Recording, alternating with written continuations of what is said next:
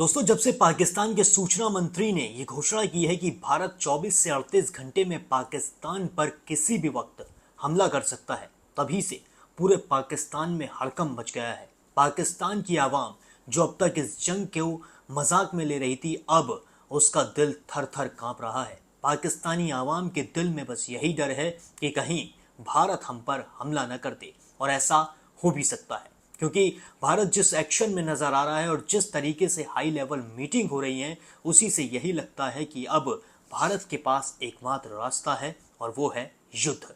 क्योंकि ये पाकिस्तान बाज आने वाला नहीं है। पाकिस्तान को भारत ने बहुत सारे मौके दिए हैं।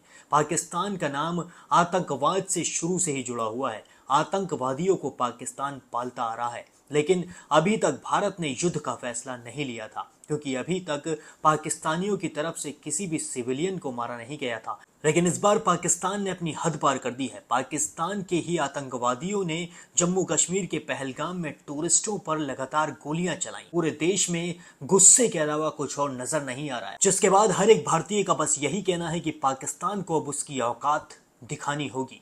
पाकिस्तान में आतंकवाद के अलावा कुछ और नजर नहीं आ रहा है। पाकिस्तान की सेना आतंकवादियों को पालती हुई नजर आ रही है, और अब इतनी बड़ी बड़ी हाई लेवल मीटिंग से सिर्फ यही लग रहा है कि अब पाकिस्तान पर भारत कुछ ही घंटों में हमला करने वाला है। क्योंकि जिस तरीके से हाई लेवल मीटिंग की जा रही है और पीएम नरेंद्र मोदी खुद इस मीटिंग को बार बार ले रहे हैं, इससे सिर्फ यही लगता है कि अब पाकिस्तान की खैर नहीं है। और ऊपर से पाकिस्तान के सूचना मंत्री ने भी खुले तौर पर यह कह दिया है कि अब भारत हम पर 24 से 38 घंटे में हमला कर सकता है। भारत को इजराइल के बाद एक और देश का समर्थन भी मिल चुका है। जी हाँ, इजराइल के बाद भारत का समर्थन ब्रिटेन ने भी खुले तौर पर कर दिया है। ब्रिटेन की संसद में पहलगाम के हमले को निंदनीय बताया गया है और कायराना कहा गया है। ब्रिटेन की संसद में कहा गया है कि जो आतंकवादियों की तरफ से पहलगाम में हमला हुआ है वो बेहद कायराना है। ये सबसे ज्यादा कायराना हरकत है।